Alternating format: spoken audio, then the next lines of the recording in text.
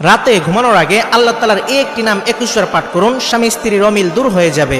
সম্মানিত প্রিয় ভাই ও বোনেরা, সংসার জীবনে কখনো কখনো ছোট ছোট বিষয় নিয়ে স্বামী স্ত্রীর মধ্যে ভুল বোঝাবুঝি, রাগ, অভিমান বা দূরত্ব তৈরি হয়ে যায়।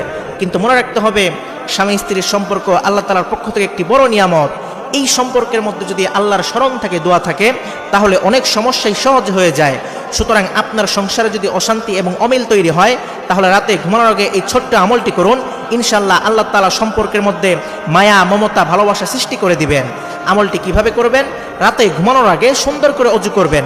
আমাদের মধ্যে এরকম অনেক মানুষ আছে যারা রাতে ঘুমানোর সময় অজু করে ঘুমায় না, অথচ আল্লাহর হাবিব সাল্লাল্লাহু আলাইহি ওয়াসাল্লাম বলেছেন, যখন কোনো ব্যক্তি রাতে ঘুমানোর সময় অজু করে ঘুমায়, তখন আল্লাহ তাআলা ওই ব্যক্তির জন্য একজন ফেরেশতা নিযুক্ত করে দেন।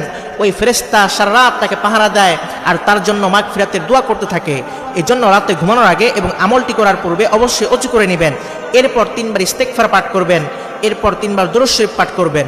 দুরূদের মধ্যে সবচেয়ে বেস্ট দুরূদ হচ্ছে দুরূদ ইব্রাহিম, যেটা আমরা নামাজের মধ্যে পড়ি। এই দুরূদটি 3 বার পাঠ করবেন। এরপর আল্লাহ তাআলার এই একটি পবিত্র নাম 21 বার পাঠ করবেন। সেই নামটি হলো ইয়া মানিউ, ইয়া মানিউ।